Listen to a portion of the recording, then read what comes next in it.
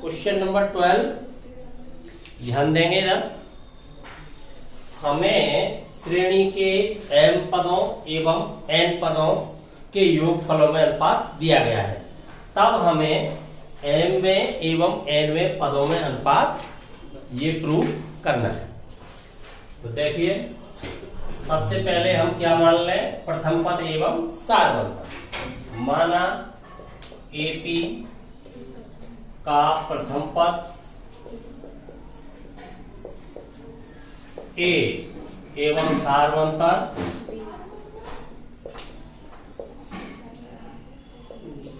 D है। Clear? श्रेणी एक ही है, पदों की संख्या अलग अलग है।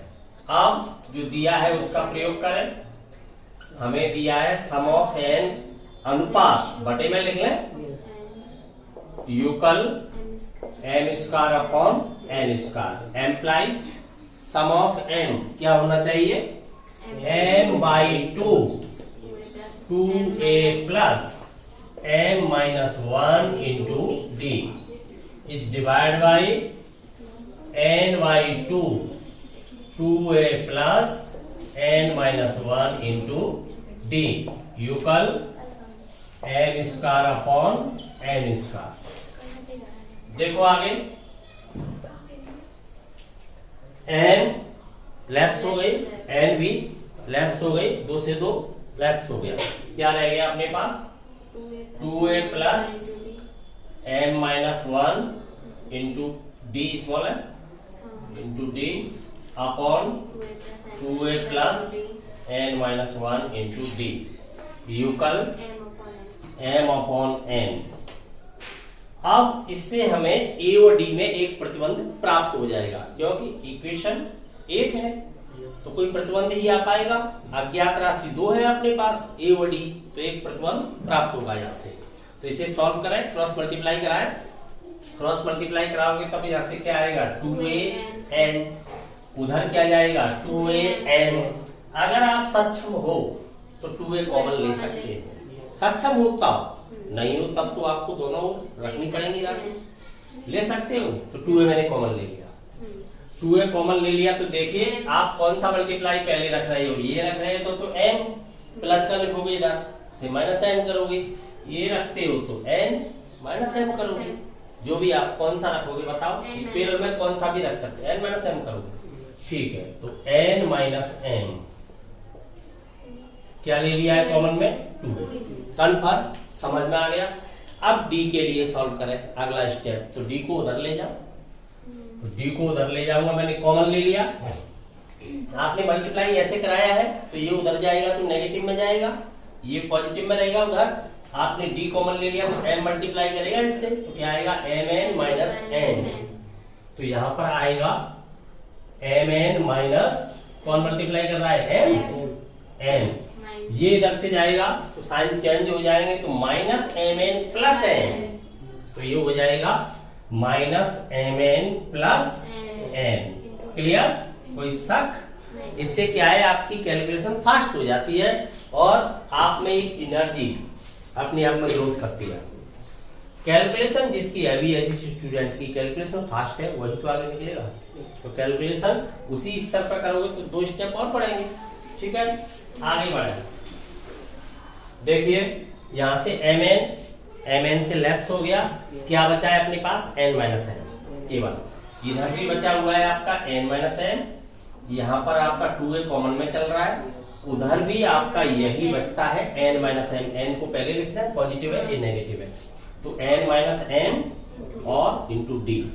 अब n माइनस m सीधा लेफ्ट हो जाएगा, तो 2a इक्वल d या d इक्वल 2a जो भी आप लिखोगे, तो d इक्वल क्या आ जाता है 2a या 2a इक्वल d। ये प्रतिबंध आपको फाइंड हो जाता है, आवश्यकता पड़ने पर इसका हम प्रयोग करेंगे। क्लियर? अब हमें जो प्रूव करना है, प्रदर्शित करना है, क्या उसको लेके चलते हैं term of m ratio term of n, केवल यही लेके चलेंगे, लेफ्ट राइट हमें लाना है। तो अब टर्म ऑफ n क्या होता है, फॉर्मूला लगाएं, a plus m minus 1 into D, ये हो जाएगा a plus n minus 1 into D. समझ में आया? आगे सॉल्व करेंगे। तो हमने जो प्रतिबंध यहाँ पर प्राप्त किया है d इक्वल 2a लगाए या 2a इक्वल d लगाए, तो 2a तो यहाँ है नहीं, मल्टीप्लाई करना पड़ेगा या डिवाइड 2 लगाना पड़ेगा, तो d की वैल्यू लगा देता हूँ। तो लगाइए वैल्यू, तो a plus m minus 1 multiply में कौन आ जाएगा 2a, d की वैल्यू लगा रहा हूं 2a upon a plus n minus 1 multiply में आ जाएगा यहां से भी 2a। क्लियर? ये वैल्यू लगा दी यहाँ पर, d की वैल्यू जो हमने अभी फाइंड किया। a कॉमन लूंगा ऊपर से, नीचे से भी कॉमन लूंगा, तो a क्या हो जाएगा लेफ्ट हो जाएगा, लेफ्ट हो जाएगा। तब यहाँ पर क्या बचेगा 1 प्लस 2 मल्टीप्लाई करेगा, केवल 2 रह जाएगा, मल्टीप्लाई कर रहा हूं साथ ही, तो ये हो जाएगा 2m माइनस 2 अपॉन ऐसे ही नीचे यहाँ पर हो जाएगा 1 प्लस 2 मल्टीप्लाई करेगा, तो ये हो जाएगा 2n माइनस 2।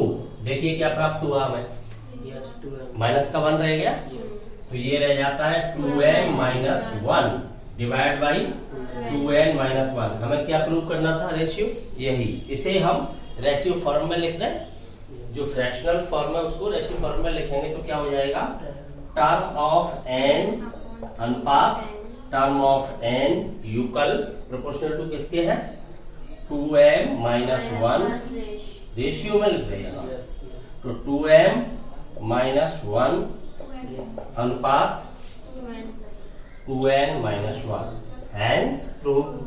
यही तो हमें प्रदर्शित करना था, हैंस प्रूफ। समझ में आ गया? क्वेश्चन नंबर 13, एपी के लिए सम ऑफ n फाइंड हो रहा है, यहाँ पर टर्म ऑफ n भी फाइंड हो रहा है, तब हमें n की वैल्यू फाइंड करनी है। तो सबसे पहले क्वेश्चन को समझना चाहिए, क्या तो दिया गया है, क्या हमें ज्ञात करना है, ये पहले सुनिश्चित कर लें। तो किसी एपी के लिए n पदों का योगफल दिया गया है, उसका m पद का मान दिया गया है, तब हमें बताना है कौन से पद का मान 1 से 64 है। सीधी बात है। तो सबसे पहले हमें प्रथम पद एवं सारवंत ज्ञात करना चाहिए, हमें आवश्यकता है उनकी। कहां से प्राप्त करें, S1 ही आपका हो जाएगा, एक पद का योग वो 100 आ जाएगा, तो S1 ही ये होता है। तो A यानी प्रथम पद, A का मान क्या होगा S1, लगा दीजिए 1 यहाँ पर, 1 लगाओगे तो कितना रह जाएगा 3 + 5 8।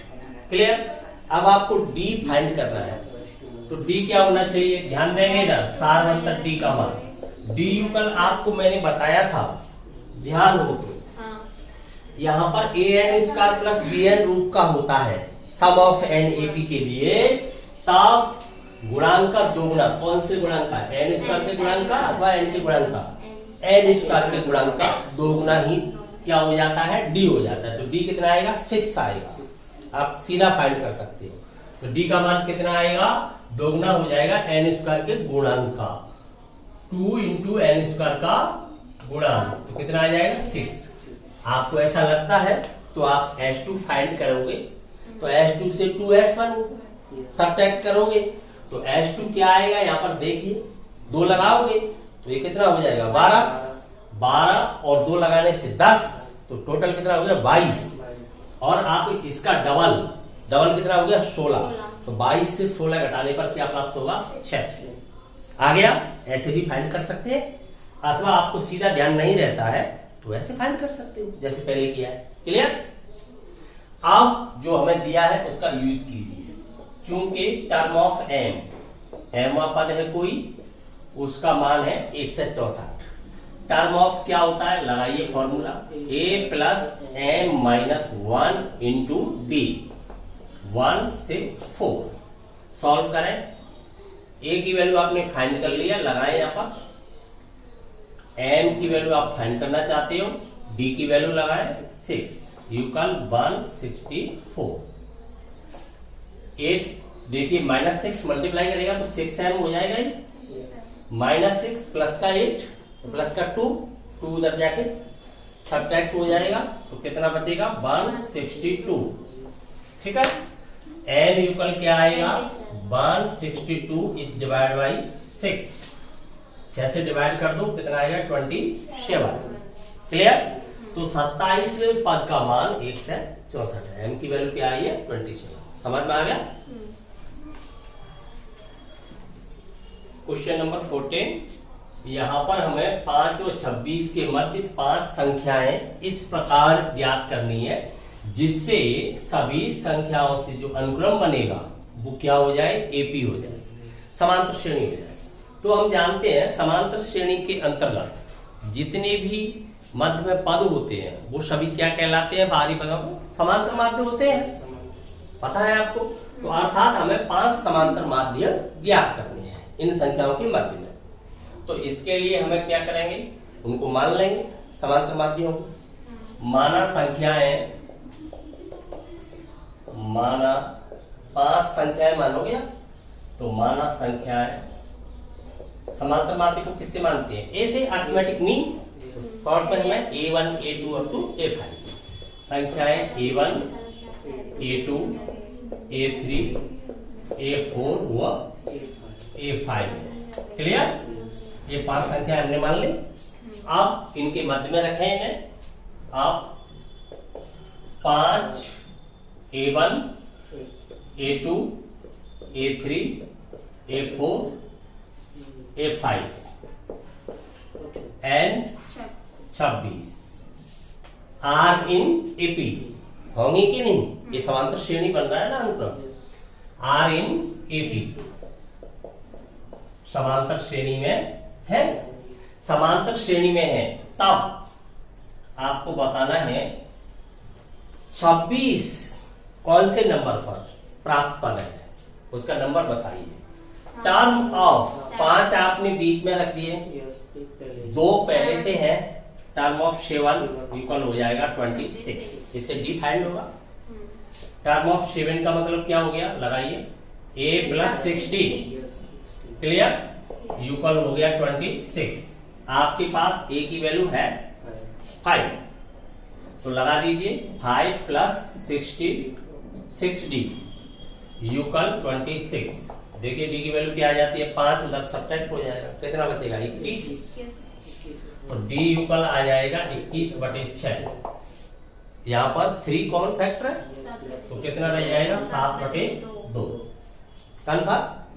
अपने पास ए आ गया है, डी आ गया है, तो ये वन क्या होना चाहिए, जो पहला समांतर माध्य है वो क्या होना चाहिए, एक डी का अंतर होता है, डी बढ़ता चला जाता है। अगर ये ए है, श्रेणी का पद पहला पद ए है, तो ये हो जाएगा a plus D, a plus 2d, क्योंकि हम जानते हैं एनवा होता है a प्लस एन डी। तो आप फाइंड कर सकते हो, इसलिए a1 क्या हो जाएगा आपका a प्लस डी, यही होगा। a का मान आपके पास है ही 5, डी का मान आ ही गया है 7/2। योग कीजिए, कितना हो जाएगा 17/2। इसी प्रकार से आप a2 फाइंड कर सकते हो, क्या हो जाएगा a प्लस 2d। या तो आप यहां पर यही करें, अन्यथा इसमें सीधा एक डी और बढ़ा दें, बात तो एक ही है, इस राशि में एक डी और बढ़ा दें, तो सीधा इसका यूज कर सकते हो आप। 17/2 के साथ ही आप 7/2 को ऐड कर सकते हो, तो 2 एलसीएम रहेगा ही। 17 और 7 कितना हो गया 24, तो कितना हो जाएगा ये 12। क्लियर, 12 आएगा। अगला पद A3, आपको क्या करना है a प्लस 3d। या तो आप इसको यूज करें या इसी राशि में आप एक डी तो बढ़ा रहे हैं, क्योंकि a plus 2d plus d, a plus 2d का मान ये है। इसे एक बार में ऐसे लिख लूं, डर लग रहा है तो इसका फायदा उठाना चाहते हैं, तो फिर ये क्या हो जाएगा डायरेक्ट 12 प्लस आप डी की वैल्यू ऐड कर दें, तो कितना हो जाएगा 24 और 7 कितना हो गया 21/2। इसी प्रकार से आप a4 फाइंड करें, तो a प्लस क्या हो जाएगा 4d, इसका भी फायदा उठा सकते हो आप। a plus 3d plus d, a plus 3d की वैल्यू आपके पास आ चुकी है, तो ये कितना है 2 प्लस आप 7/2 ऐड करोगे, तो कितना हो जाएगा ये 38, कितना रह जाएगा 19। Clear. At last a5 find करोगे, तो a5 क्या हो जाएगा आपका a प्लस 5d इसे आप कैसे लिख सकते हो, A4 प्लस डी, एक ही पद तो आगे बढ़ रहा है, एक डी आगे बढ़ रहा है, तो सीधा उसमें ऐड कर दे। तो ये आपका क्या हो जाएगा, 19 प्लस 7/2 कितना आ गया, 19 दूनी 38, 7 ऐड कर दोगे सीधा कितना हो जाएगा, 45/2। ये सभी पांचों संख्याएं आपको ज्ञात हो गई। अतः जो अभीष्ट संख्याएं जो हमें ज्ञात करनी थी, अभीष्ट संख्याएं क्या प्राप्त हो रही हैं, क्रम से लिख दो। मैं पहली संख्या हमें प्राप्त हुई है 17/2, 12, उसके बाद 21/2, फिर 19, फिर प्राप्त हुई है 45/2। समझ में आ गया।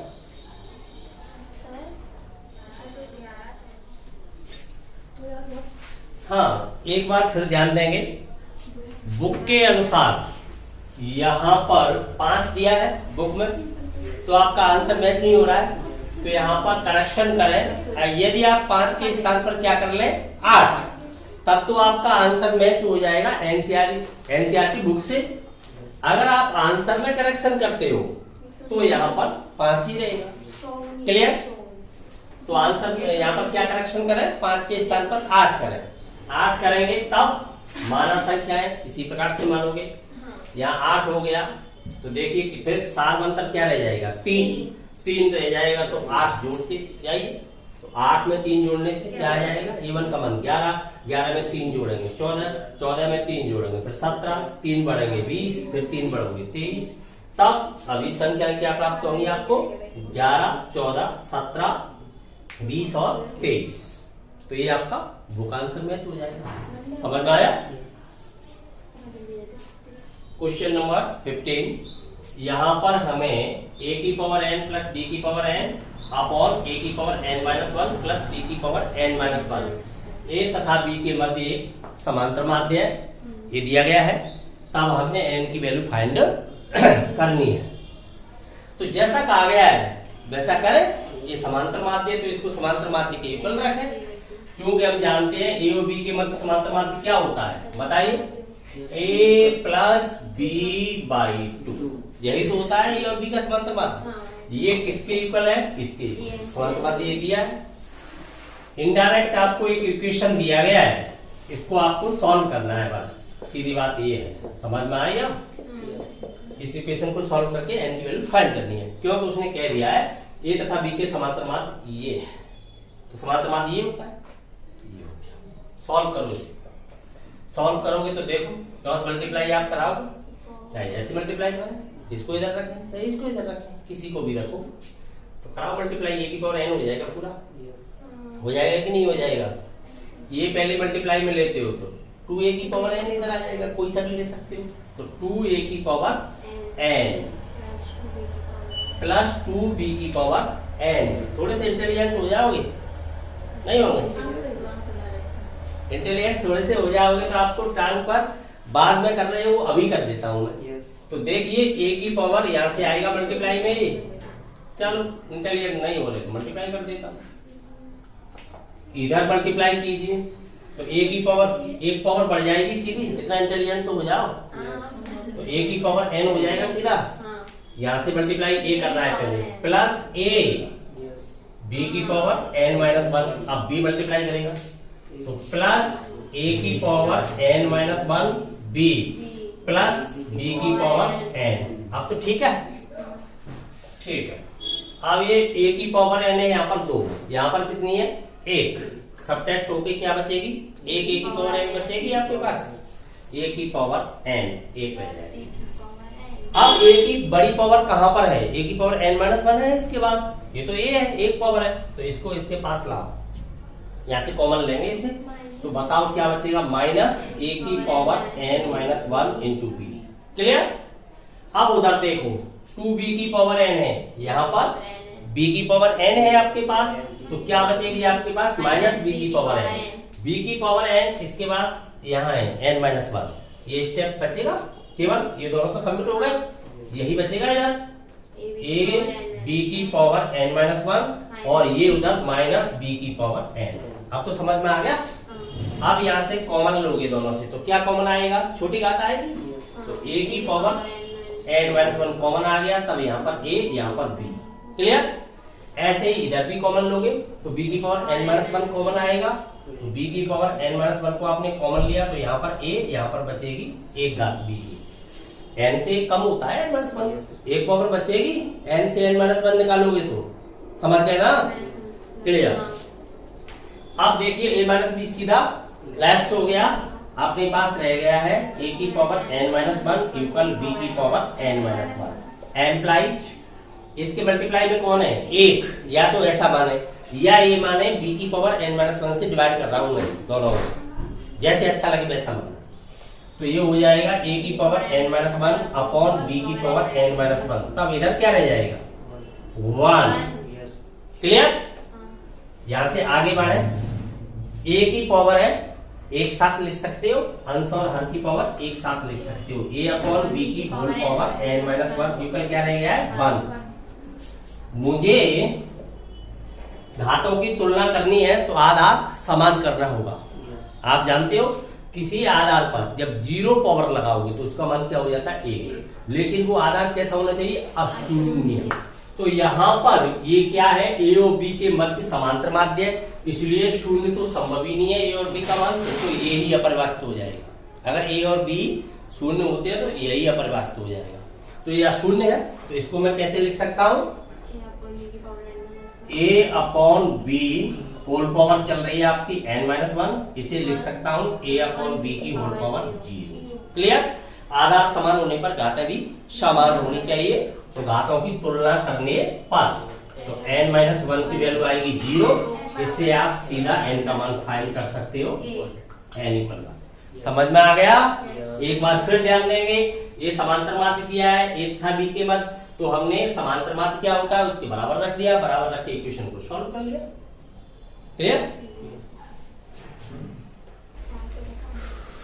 क्वेश्चन नंबर 16, 1 तथा 21 के मध्य m संख्याएं रखने से प्राप्त अनुक्रम क्या हो जाता है? समांतर श्रेणी हो जाता है, तथा 7वीं संख्या एवं m-1वीं संख्या में जो अनुपात है वो 5:9 में दिया गया है, तो हमें m का मान ज्ञात करना है, अर्थात इस इक्वेशन को हमें सॉल्व करना है m के लिए। तो सबसे पहले हमें क्या चाहिए? d, सारवंतर। क्यों? प्रथम पद तो हमें प्राप्त हो रहा है, परंतु हमें सारवंतर प्राप्त नहीं हो रहा।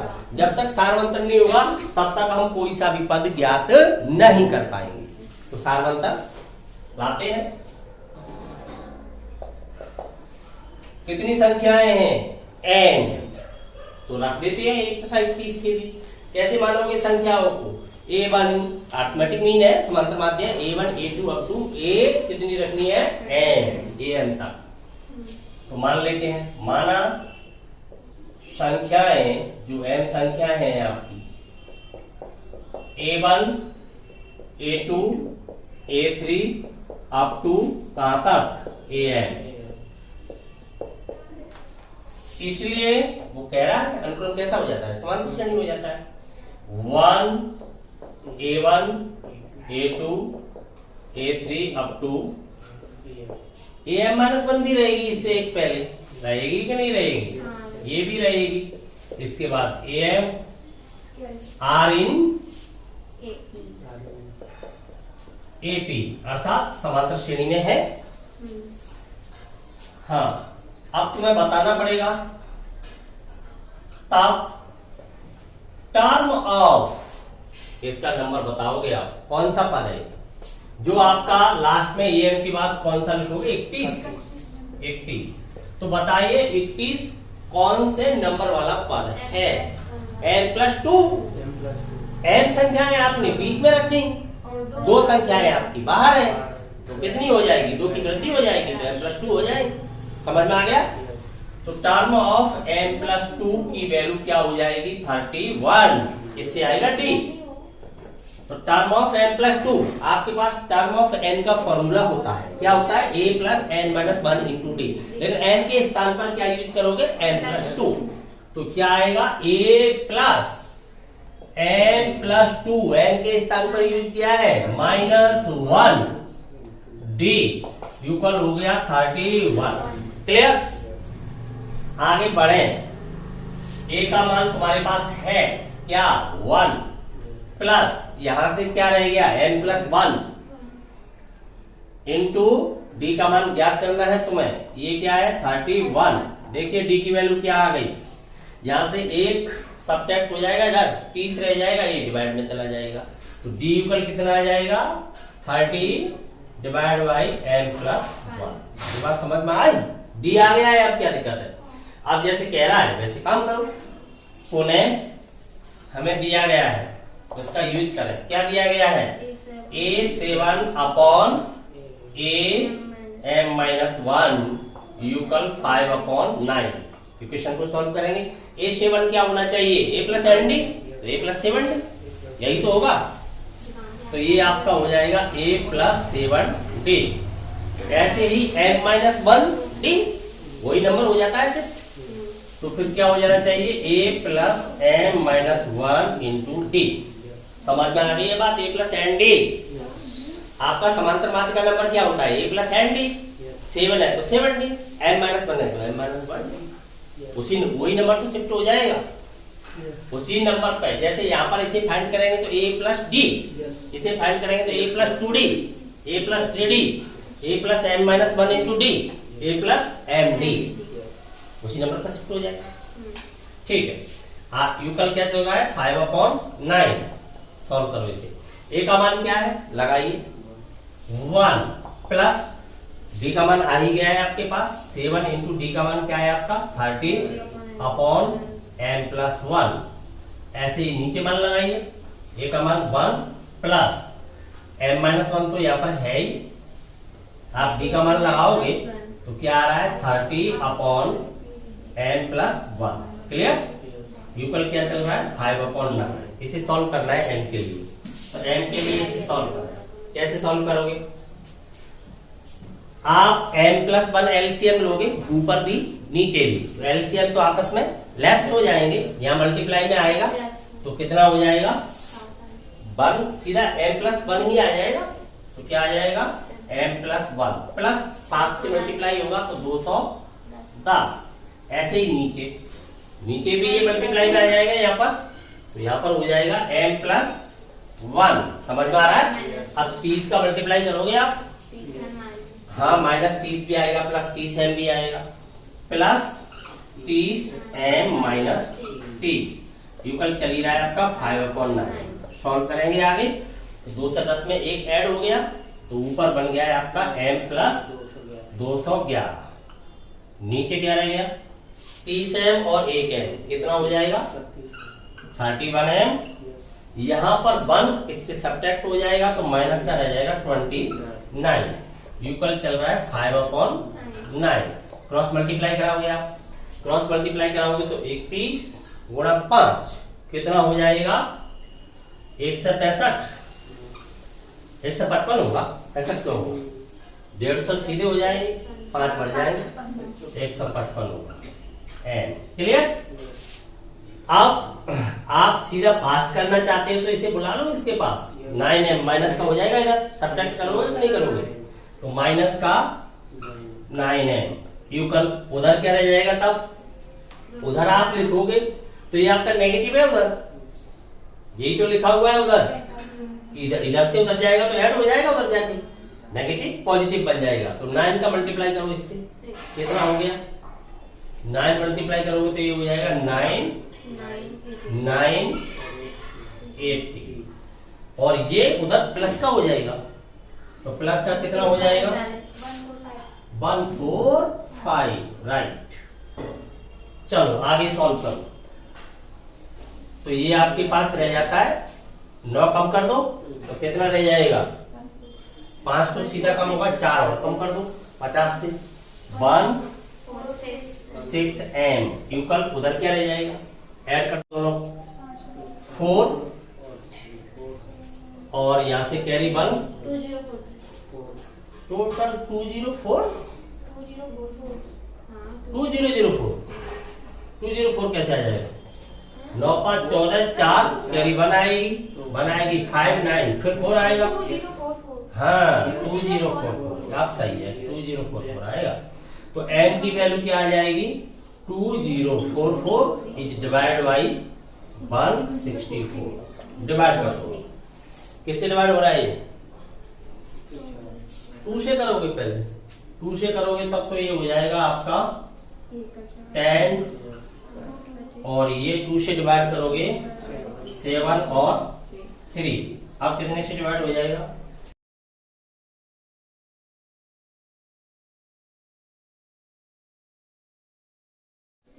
क्वेश्चन नंबर 18 लास्ट क्वेश्चन है। तो समझिए, एक कोई क्या है, पॉलीगन बहुभुज, उसके क्रमिक अंतःकोण जो उसके इंटीरियर एंगल है उनका अंतर कितना है, 5 डिग्री है, जिसमें सबसे छोटा कोण है वो कितना है, 1 से 20 डिग्री। तो आपके बहुभुज के जो कोण हैं वो कौन सी श्रेणी में हो गए, समांतर श्रेणी में हो गए, एबी में हो गए, क्योंकि प्रथम पद आपको प्राप्त हो रहा है, फिर आपका 5 5 बढ़ता हुआ आगे चल रहा है, 5 का अंतर है, समझ गए ना। तो फिर 1 से 20 ए का मान मिल गया, आपका डी का मान भी मिल गया, ए और डी दोनों फाइंड हो रहे हैं यहाँ पर। तब हमें भुजाओं की संख्या ज्ञात करनी है, बहुभुज के अंतर्गत कितनी भुजाएं होनी चाहिए, जितने कोण होंगे उतनी ही भुजाएं होंगी। क्यों, त्रिभुज में कितने कोण है, 3, भुजाएं कितनी है, 3, चतुर्भुज में कितने कोण है, 4, भुजाएं कितनी है, 4। तो जितने कोण होते हैं अंतःकोण उतनी तो भुजाएं होती हैं, तो अर्थात हम कोणों की संख्या फाइंड कर लें तो भुजाओं की आ जाएगी। क्लियर, समझ में आ गई ये बात, जितने कोण होते हैं उतनी ही भुजाएं होती हैं। तो मान लेता हूं, माना भुजाओं की संख्या n है, माननी तो पड़ेगी मुझे, माना भुजाओं की संख्या या कोणों की संख्या मान लें, एक ही बात, संख्या n है, तब कोणों की संख्या भी n होगी, ये आप जानते हो। अब मुझे n का मान ज्ञात करना है, तो ये समांतर श्रेणी है, समांतर श्रेणी है, तो देखिए मैं क्या करूं, यहां पर योगफल ज्ञात करूं। क्या ज्ञात करूं, योगफल। क्यों, क्योंकि कक्षा 9 जो आपकी 9th क्लास थी उसमें आपने सीखा है किसी बहुभुज के सभी अंतःकोणों का योगफल ज्ञात करना, लेकिन यहां पर मैं ज्ञात करूंगा समांतर श्रेणी के द्वारा, लेकिन दोनों का मान होना तो चाहिए युगल, तो एक इक्वेशन फाइंड होगा, इक्वेशन को सॉल्व करूंगा तो इनका मान आ जाएगा। तो मैं क्या ज्ञात करूं, सम ऑफ n, एपी के लिए क्या होता है सम ऑफ n, बताइए, n/2, क्योंकि n कोण हो गए, 2a plus n-1 into D, आपको ए और डी दोनों प्राप्त है, आगे सॉल्व करें। n/2, ए का मान क्या है आपका 5, फाइंड आउट हो रहा है वहां से, ए का मान 120 है, 5 नहीं है, 120 सही है, प्लस n-1, डी का मान है 5। क्लियर, या साइड पे लिख देता हूं, ए का मान है आपका 120, डी का मान है आपका 5। ठीक है, ये आपको और सॉल्व कर दूं, इसे कितना हो जाएगा, n/2 240 से कितने कम हो जाएंगे, 5, तो कितना रह जाएगा 225, और यहां से मल्टीप्लाई करेगा तो 5n प्लस 235, यही रह गया, रह जाने दो, इसे रखो इक्वेशन फर्स्ट। पुनः सभी अंतःकोणों का योगफल, अंतःकोणों का योगफल क्या होता है, ध्यान है, अंतःकोणों का योगफल होता है 2n-4 समकोण, 2n-4 समकोण होता है। n यहाँ पर भुजाओं की संख्या है, कोणों की संख्या है, भुजाओं की संख्या है। चलिए लगाइए यहाँ पर मान 2n-4, समकोण का मतलब कितना होता है, 90, ठीक है। इसलिए क्या होना चाहिए, दोनों बराबर होने चाहिए, बराबर होने चाहिए, तो इसको बराबर रखो, इसको आपने मान लिया सेकंड, फर्स्ट और सेकंड, क्योंकि ये भी सभी कोणों का योगफल है और ये भी श्रेणी के सभी पदों का योगफल है, तो ये भी सभी कोणों का योगफल है, दोनों बराबर होने चाहिए। तो इसलिए क्या हो जाना चाहिए, n/2 5n प्लस 235 इक्वल हो जाना चाहिए 2 कॉमन ले लो सीधा 180 हो जाएगा n माइनस 4 इंटू 180। सॉल्व करो इसे, देखिए 2 से मल्टीप्लाई आएगा सीधा यहाँ पर, यहाँ से मल्टीप्लाई कर देता हूं तो ये हो जाएगा 5n इसका प्लस 235 n इक्वल 2 से मल्टीप्लाई कर दोगे तो ये हो जाएगा 360 एंड माइनस 2 से मल्टीप्लाई 360 हो गया है, 4 से मल्टीप्लाई अभी करना है आपको n minus 2n minus 4 sum common लिखा है ना आपने 2 है तो 2 कॉमन लिया तो ये 2 रह जाएगा, ये भी तो 2 रह जाएगा तो टोटल दुगना होके 720 हो जाएगा। क्लियर? चलिए आगे 5n इसका 360 235 कितना बचेगा आपके पास है माइनस का 125 23 कैसे बच सकता एन, ठीक है। इधर इसे लाएंगे तो ये भी प्लस का हो जाएगा 720 इक्वल 0, इससे 5 सीधा 0 में चला जाएगा कॉमन लेके तो क्या रह जाएगा आपके पास 5 एन स्क्वायर माइनस 25 एन और यहाँ पर 5 से डिवाइड करोगे तो कितना हो जाएगा 1, कितना बचेगा तब 144 हो जाएगा इक्वल 0। क्लियर? इसके फैक्टर करोगे तो 16 और 9 हो गए, 16 और 9 25, 16 नंबर 1 से 44 तो यहाँ से 2 फैक्टर हो जाएंगे n minus 9 and n minus 16 equal 0। तो इससे n की 2 वैल्यू फाइंड हो रही है आपको n इक्वल 9 एंड 16। अब ध्यान दीजिए यहाँ पर n इक्वल 16 तो हो नहीं सकता है, क्यों नहीं हो सकता देखेंगे हम, दोनों को ज्ञात करेंगे। ये 9वां पद है वो क्या आएगा और 16वां पद है वो क्या आता है, 16वां पद ज्ञात करें परंतु, अब ध्यान देंगे यहाँ पर परंतु टर्म ऑफ 16 जो 16वां पद है उसका मान निकालते हैं। ए का मान क्या है आपके पास 1 से 20 प्लस कितना हो गया 195। अब विचार कीजिए क्या किसी बहुभुज के अंतःकोण का मान 195 हो सकता है, 1 से 95 हो सकता है, क्यों नहीं हो सकता, क्योंकि 180 होने से सीधी भुजा चलेगी मुड़ेगी नहीं। अगर 1 से 80 से बड़ा हो जाएगा तो वो उत्तल बन करके कैसा बन जाएगा अवतल बन जाएगा, कैसा बहुभुज हो जाएगा अवतल।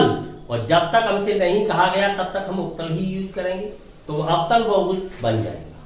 तो इसलिए 1 से 80 डिग्री से छोटा ही होना चाहिए, तो ये संभव नहीं है तो यहाँ पर मना कर देंगे संभव नहीं। इसलिए भुजाओं की संख्या क्या होनी चाहिए अतः n बराबर होनी चाहिए 9। अतः भुजाओं की संख्या क्या होगी बहुभुज के अंतर्गत 9 होगी। समझ में आ गया? एक बार फिर ध्यान देंगे बहुभुज के क्रमिक अंतःकोणों का अंतर ही हमारा सार्वंतर हो गया।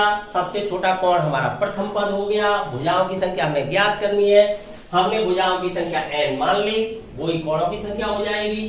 तो देखिए सभी कोणों का योगफल समांतर श्रेणी से ये प्राप्त हुआ, परंतु हम जानते हैं सभी अंतःकोणों का योगफल 2n-4 समकोण के बराबर होता है, परंतु दोनों योगफल बराबर होनी चाहिए क्योंकि एक ही श्रेणी के योगफल है। तो दोनों को हमने युगल रख के इक्वेशन को सॉल्व कर दिया। तो n के हमें 2 मान प्राप्त होते हैं, एक हमें 9 प्राप्त होता है, एक 16 प्राप्त होता है, परंतु हमने देखा कि 16वें पद का मान 1 से 95 हो जाता है जो संभव नहीं है। बहुभुज के अंतःकोण का मान 1 से 80 डिग्री से कम होना चाहिए। तो फिर n का मान कितना होगा 9। कन्फर्म? ये एक्सरसाइज आपकी हो जाती है कंप्लीट।